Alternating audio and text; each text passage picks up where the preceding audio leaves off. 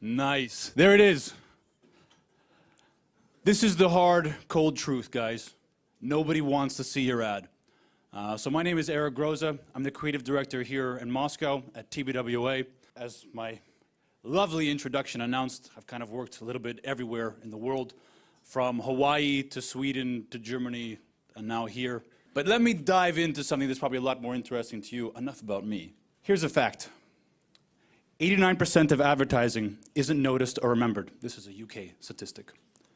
With UK ad spend at 26 billion, that's billions of dollars of background wallpaper. This is pretty remarkable because I think all of us with our different brands and all of us brand managers like to think that people rejoice when they see our message, or they think, wow, this is appealing to me, or I'd like to share this with a friend. It's not always like that. In fact, people are more often than not trying not to see your ad. They're actively blocking it. This is ad blocking growth. I know it stops at 2015. It goes even higher in 2016. We don't have the actual numbers today. But it's about year after year growth, 50%. Does anybody know about the Coalition for Better Ads? It's an organization that was started from Facebook and Google. They worked with Unilever, Procter & Gamble, a bunch of news corporations. We have all the different international advertising bureaus. It's just an orgy of different companies coming together to try to systematically approach the problem with advertising and try and find out the best way to do it. So they made a study, and it took about a year to organize this. And in this study, they tested 25,000 different people across North America and Europe. They reviewed 50 ads. The study just came back this month, so pretty impressive stuff. You guys are here at the right time. The study looked like this. If it was absolutely terrible, it would go even to the -1 area. So we have our example here, the sticky 320 by 50 ad on the top of your phone, for example. And if it goes up to 5, it's pretty good. There's lots of graphs. You can run through this. It's all online, guys. It talks about everything from, takeover banners to sound effects to even little tiny mobile banners. But in fact, this entire research, it came down to one concise note. Consumers do not like autoplay video ads with sound, pop-up ads, ads that quickly flash, or changing colors. Thank you, Captain Obvious. So you can imagine that why are we here right now at this point? That it's so difficult to analyze all this, and we're sitting here trying to ask very tough questions. How can we make it better? And the answer seems really obvious. Let's take a step back for a second. Traditional advertising, the way that it works, it's big, it's expensive, it's mass coverage, it's kind of like a cannon. You're just blasting one message into many different areas, and you're using that same message constantly. Now, when it comes to digital advertising, when digital advertising emerged, a lot of brand managers and a lot of people with experience in the ATL world were thinking, let's just apply the same model. It's a digital format, it's just another channel. So they were blasting their message all over digital. That's why we have this condition that we have today. But digital advertising is not supposed to be like that. Digital advertising is supposed to be fast, responsive, it's supposed to be agile. It's supposed to be something that you can kind of adapt to culture or adapt to the interests of people on the fly, not something you can do with your ATL campaign. It's supposed to be seductive. It's supposed to have some kind of material that people are drawn in. People aren't dumb, right? They know that it's advertising, but they know that if you're going to give them something new or entertaining or something that they're going to learn about, they're going to be more drawn to it. In fact, it's like an agile mousetrap with nice Gouda cheese and brie on the side. You got to ask yourself when you're doing your ad, would anybody engage with your ad on purpose? And I'm not talking about the audience that's clicking by accident and they don't actually know what they're doing on a computer. I'm talking about real people who actually click because your call to action really spoke to them. You got to ask yourself, would somebody bother sharing your ad with a friend? And they say, did you see this ad from this company?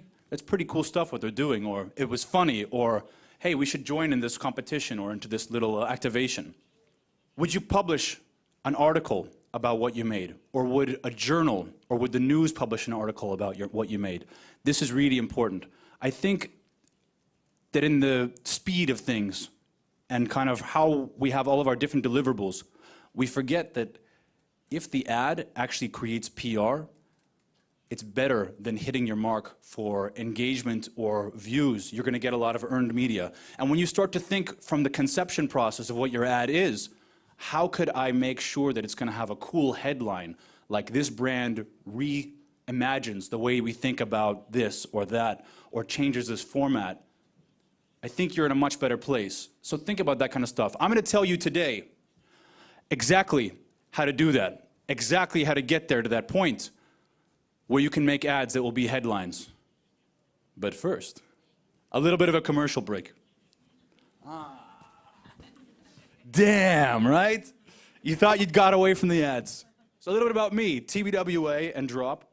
We're working together right now. You know when you go to a business meeting and you have all these people that give out their business cards and everybody very respectfully bows to each other and takes the card, puts it in their pocket, and then you forget it in like 5 minutes? So we're abolishing business cards. We made an app with Drop. It's very simple. You drag the business card into the person, they download it, then you have your whole contact right there. It's super easy to do. Right now, or at some point during this lecture, you can go to the App Store, you can go to Google Play, you can type in Drop Exchange app. I see some of you reaching for your phones right now. Nice, really cool, guys. Way to be interactive. You can download it, and then you can get my business card. I'm going to put my phone with the Drop application on speaker mode, so you should be able to receive it at any point. At the end, I'll kind of tweak some settings, and you guys can come up to me personally, and I can just digitally swipe them away to you. So back to our program. You guys are at the edge of your seat, right? What were we talking about? Clutter. How do we break through that clutter? I love this comic. How much clutter will it take to break through all of this clutter? Why is what we do clutter? A lot of brand managers have deliverables. And they think of those deliverables like banners, pre-rolls, special projects, apps, social media. And when you start to think about your project or your ad spreading out like this, it puts you already in a format that sticks you too much into a box. On the advertising side and the agency side, we call this the canvas. In the creative department, if you ask a creative, they're going to say, it's called, where the hell are you going to put it? This is the bottom of the totem pole, in fact. Above canvas is context. On context, we call it, how the hell are you going to show it? And then at the top of the totem pole, we have content. And content is, what the hell are you going to do, or what the hell are you actually going to say? So I can't tell you exactly how to do that today in a mass meeting area. You got to sit with me one-on-one, and that's how we kind of like recruit our clients, and that's how we work with you to kind of find that out. But what I can tell you is how to get a step closer to that, and that is the context. How the hell are you going to show it? Because I think that there are some proven ways to do this that will make sure that you're approaching an advertisement the right way in order to get more PR and to get more engagement. You guys ready? The first method, I call it reinvent the media. I think the easiest way to think about this is pre-rolls. Everybody knows what pre-rolls are, and they know how annoying they are when you're trying to watch your favorite music video and you have to sit there for 5 seconds until you can click the button as fast as possible. This is, when we reinvent the media for pre-rolls, it's thinking about how do you use that 5 seconds to anchor the attention of your audience, or to even create something so entertaining that they're going to come back and want to rewatch it. There's a couple of brands who do that amazing. We're going to look at some of these formats and then look at ways that other brands have pushed the envelope beyond just pre-rolls, but also reinventing media online and other digital placements as well. Let's take a look at our first video.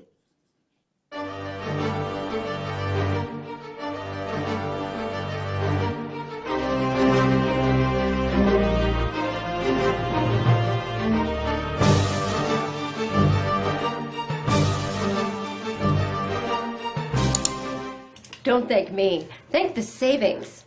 You can't skip this Geico ad because it's already over. Geico. 15 minutes could save you 15% or more on car insurance.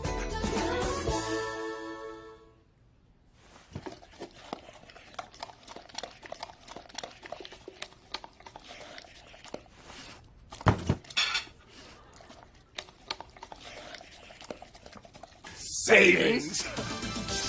You can't skip this Geico ad because it's already over. Geico. 15 minutes could save you 15% or more on car insurance. Shavings? No, savings!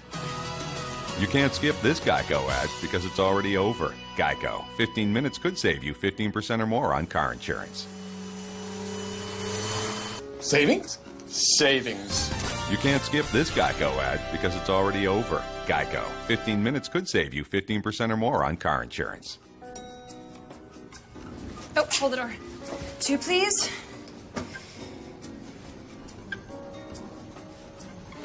What's going on here?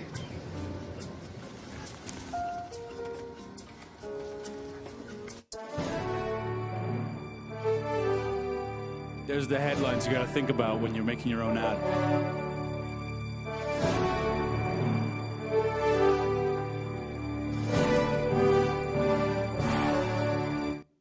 Super boring category, Geico. It's insurance.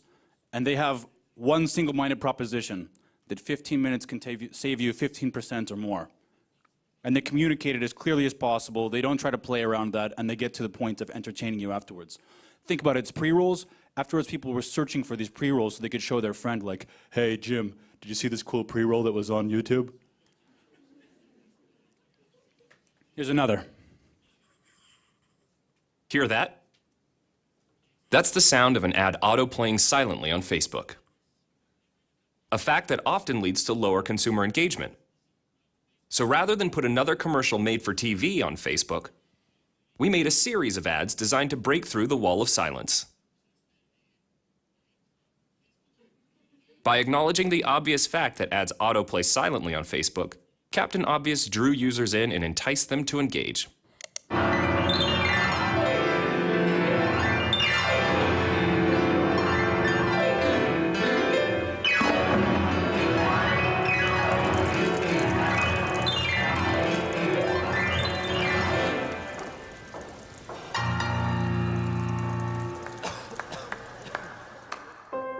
And engage they did, viewing the ads over 4 million times in the campaign's first 3 weeks.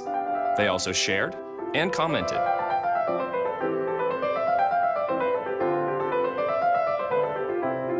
Some users were even rewarded for their engagement. Ads autoplay silently on Facebook, so I'm using subtitles and an interpreter to tell you you could get 10% off your first hotel stay when you download the Hotels.com app. Is the interpreter unnecessary? Yes. She's also awesome. Anyone who could understand American Sign Language saw that the obviously unnecessary interpreter doesn't actually sign what Captain Obvious says, but instead provides a secret clue to winning free Hotels.com gift cards. In very little time, the silent ads have made a lot of noise. And more importantly, they've resulted in engagement rates 5 times Facebook's average. Recently, Facebook began automatically adding subtitles to all video ads on their platform. Coincidence? We obviously think not. So probably some of you are thinking, wow, awesome video, but video is always entertaining and cool. What if I have a limited budget? And what if I don't have the ability to get such an amazing quality film out there? There's a lot of other ways to do it. I think IKEA is usually ones that approach these in a pretty interesting format to see how they can save money and do something very practically, living kind of the role of their brand. I want to show you how they reinvented a media.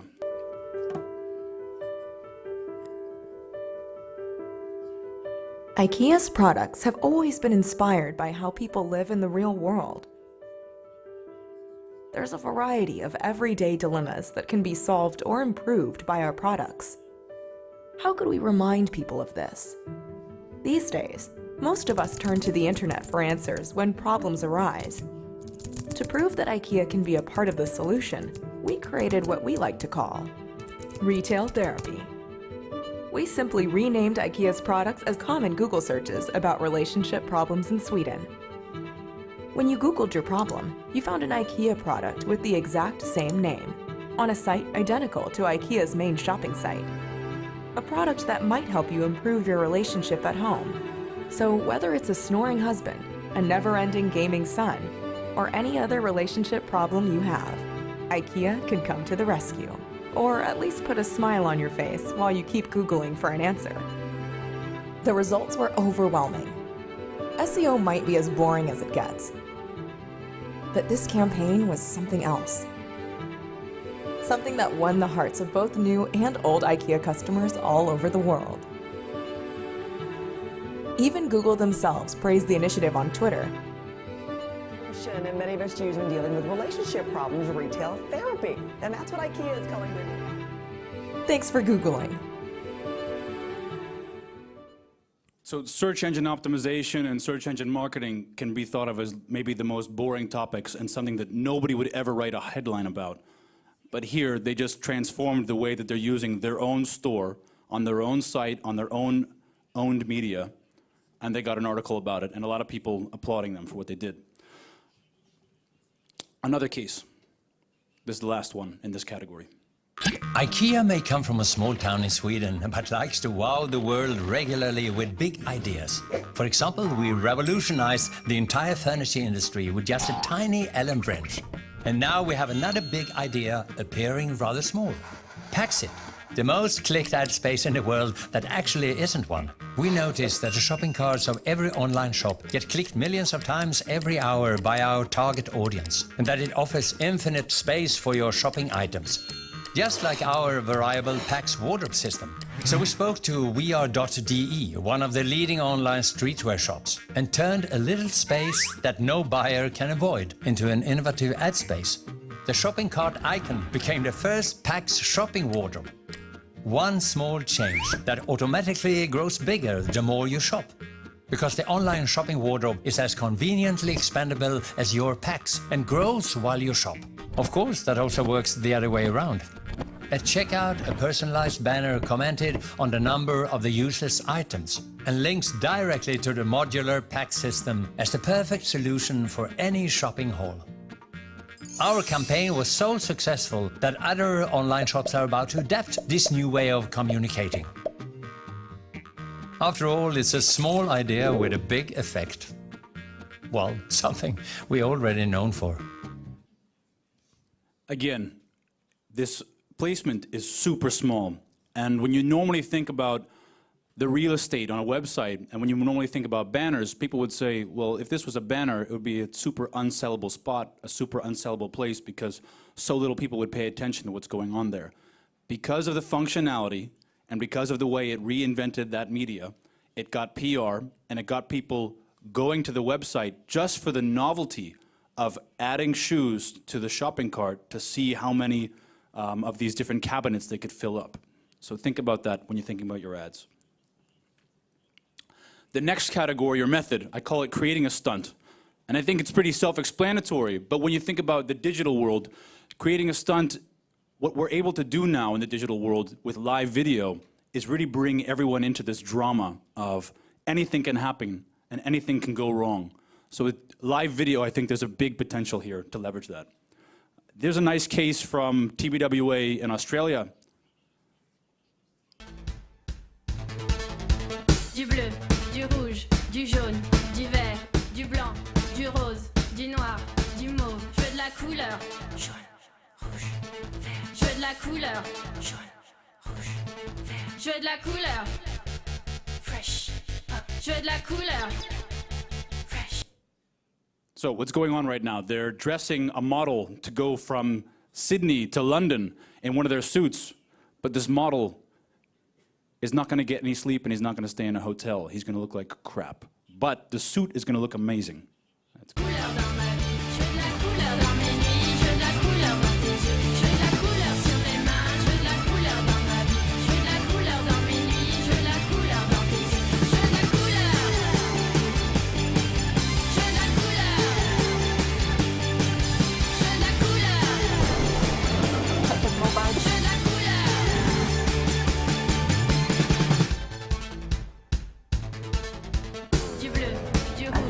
Du jaune, du vert, du blanc, du rose, du noir, du mauve, le ciel, la mer, le soleil, la terre, la nuit, le jour, l'été, l'hiver. Je veux de la couleur. Excuse me, man, can you play some of the music down? Do you want to go on a boat? Yeah. Do you want me to organize a boat? Yeah, can you?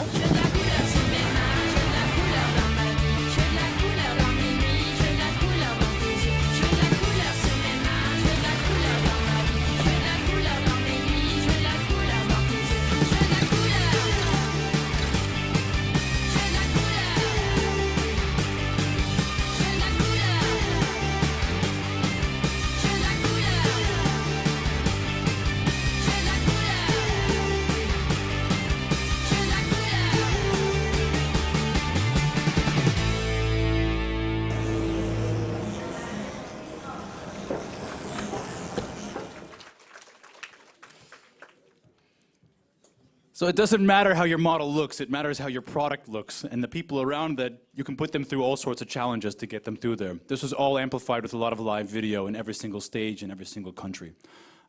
Here's something that's more local with live video. When you think about the laundry category, nobody really wants to look at your product and engage with it.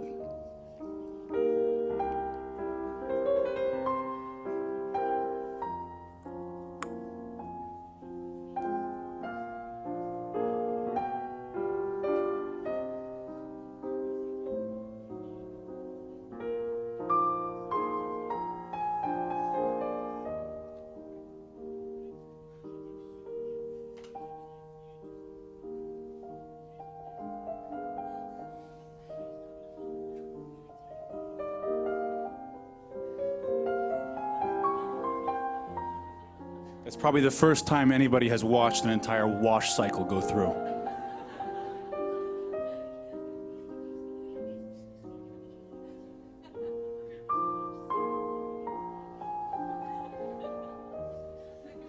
So you get that they're washing all the banknotes to see if it's gentle enough so that it won't damage the bills so that they can return it to the bank afterwards. And everyone's tuning in to kind of see, like, is that banknote ruined? Is it actually shredded? Are they going to be able to pull this stunt off and complete their task? And they did. And not only that, but they made a great ad out of it. The next method, have a competition. Now, I think a lot of us are really familiar with using hashtags and doing something on Instagram or having something on Facebook that people can repost or recreate an image. When you're thinking about having a competition, it's super important to try to invent a way to engage with your competition that's going to make people feel either edgy or like they're participating in something that's not just, oh, it's a social movement that makes everybody feel good, but it's something that's a new way to do something or changing the status quo. This is a great one from Volvo. You can imagine that if you were Volvo, you would say normally, you know what, we're an upper scale brand, we don't do hashtag competitions. But here's the way that they kind of flipped that. On Super Bowl Sunday, the US is big, loud, and expensive. Sweden is Swedish. So how does Volvo compete with the other car brands and their millions spent on commercials during the game? We don't. We steal it.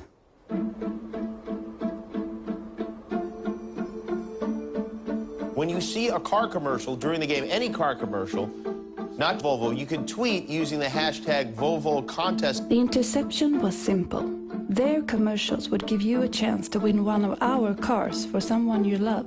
Just tweet their name to Volvo during any car commercial. When Mercedes wanted you to look here, people immediately went here. When Lexus spent 4.5 million for this, Twitter looked like this. Shifting the social conversation to Volvo.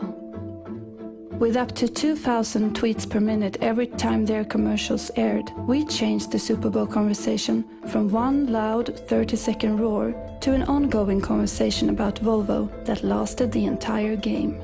We were the only car company to trend both nationally and globally. So they weren't advertising on TV, they were letting all the other car companies do that for them? And just like that, their millions of dollars worth of car commercials turned into a social conversation about Volvo, helping our XC60 to a 70% sales increase the month following the game, the highest in its segment.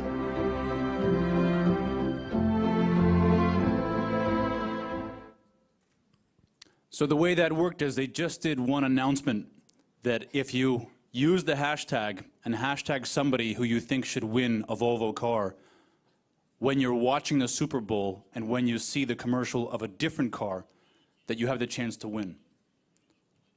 That's really cool that they stole that entire show. Visualize the data. Now, we all, more or less, collect data on the people that are visiting our websites, visiting our products. We know a bit about our target market, It's pretty interesting when you can synthesize that information and represent it back to the audience. It doesn't always have to be entertaining or edgy. It can sometimes be informative. From Spotify, this is a campaign. They called it Thanks 2016, It's Been Weird. Instead of making a beautiful big billboard with like famous artists singing their song, using all the data that they had of everybody listening to their music, they represented it to the audience. Dear person who played Sorry 42 times on Valentine's Day, what did you do? And then it says, thanks 2016, it's been weird. A couple good ones. Dear 3,749 people who streamed, it's the end of the world as we know it, the day of the Brexit vote. Hang in there. This is my favorite one. Dear person who made a playlist called One Night Stand with Jeb Bush like he's a Bond girl in a European casino. We have so many questions. So you imagine how this is, I know this is not only digital, it went outside, it was on different billboards, but on social media you can imagine how somebody would want to repost and like and share this with a friend. Snickers, this is a nice one. Guys, what colour is this sock? Blue?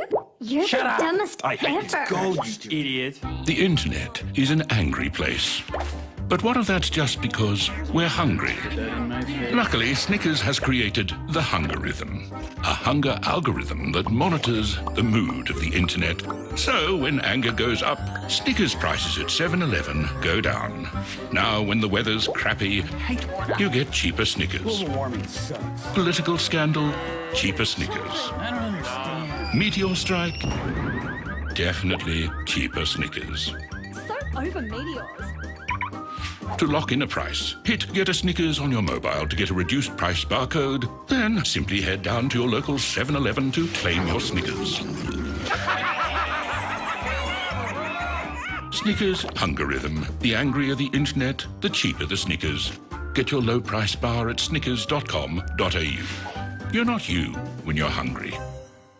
So pretty simple, and it was only at one vendor that they did this with. Create a product.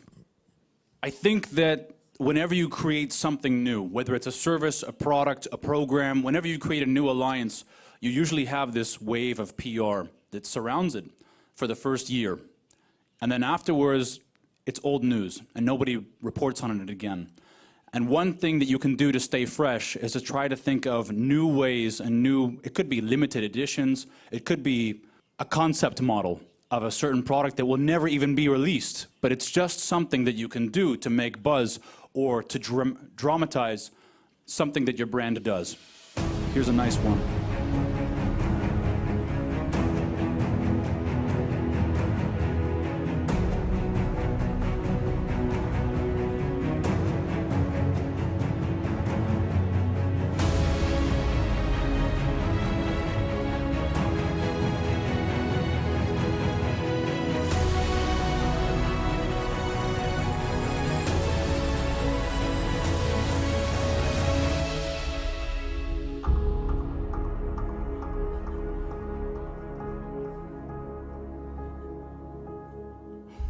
So many questions, right? Why? Why would I need a shoe that orders pizza? But what it does is it creates a lot of excitement about it's so far out there, it's so interesting, and people start talking about it.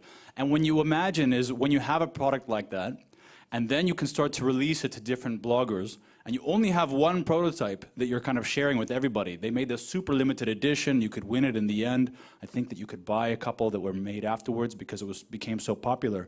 But they started giving it to bloggers, the guys that like unbox different new products, and they were doing reviews on it, and it was just kind of going through this circuit around the country of people doing unboxing videos, then repackaging it and sending it to the next guy, because they all wanted their moment of fame with the shoes. Pie tops, never mind high tops. To kick things off, create an account on pizzahut.com. Download the Pie Tops app to your phone, pair your shoes, and enjoy delicious pizza. So it's a Bluetooth type of scenario, and then what? You just press down on there and that's that. Oh, this one is the button on the right shoe. All right, we need an app to go with these. Look at those. Should I try them on first or get the app? Boom! Look how fresh those white kicks are right there. About as fresh as it gets. You're gonna turn some heads with these. Plus, when the party strikes, you just hit a button. People are gonna be blown away. It's almost a perfect fit as well. There we go. Kaboom! Really, anything. If you make a service, make a product, there's a new way to get some more PR about what you're doing. And then we come to make a social project, which I think is not a mystery to anybody. I think we're all familiar with, there's been a whole new category of advertising, some people call it sad advertising, where you try to put your marketing voice towards supporting a group or a community that is more for charity. There's an important way to do this, because I think if you just approach this normally, it looks like a bunch of BS, a bunch of bullshit, if you do this with your brand. And you have to find out what your brand purpose is on a much higher level, and find another higher purpose that coincides with that, so you can find this like sweet spot that doesn't sound like bullshit, right, to the audience.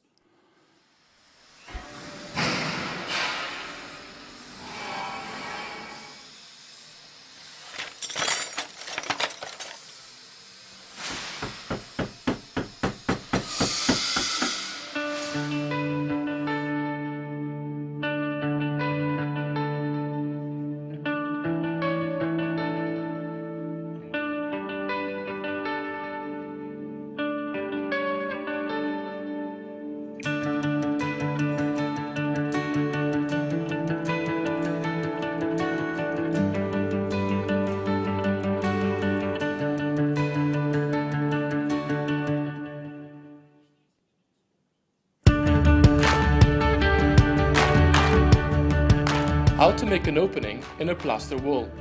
We take measurements of the opening on the plaster wall, tracing the outline with a pencil.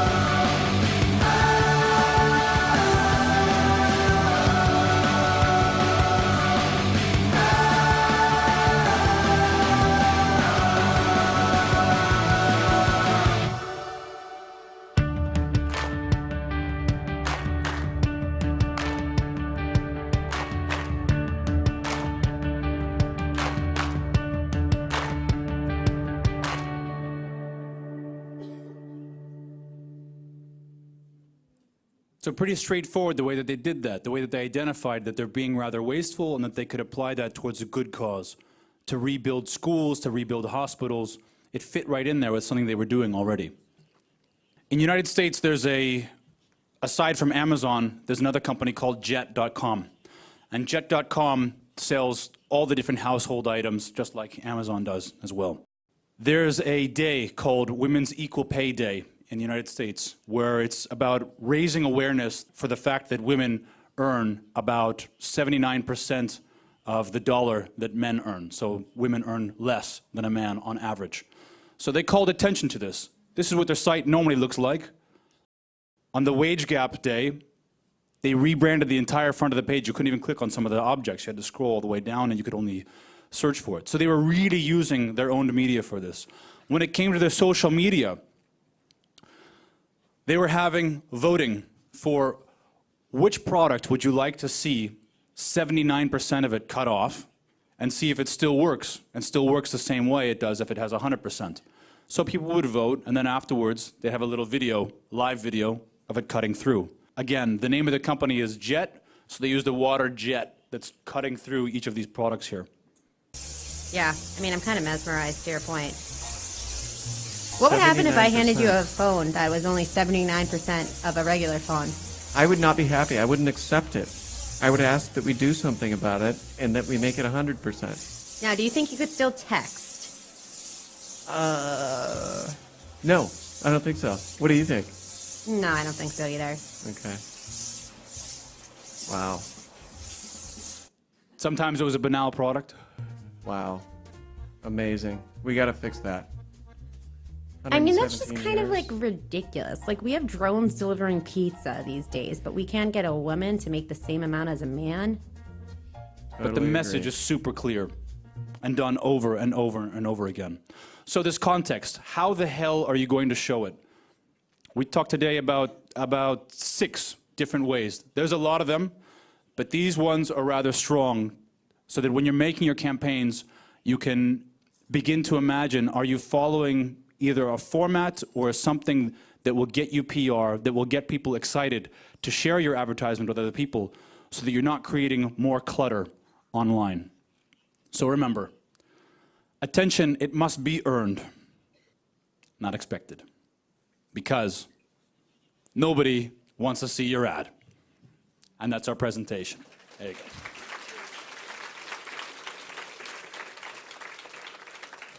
Here's my contacts if you guys want to write me or get in touch or just like all my photos on Instagram. That's cool too. Thank you, Eric. Thank you guys. It was amazing, really.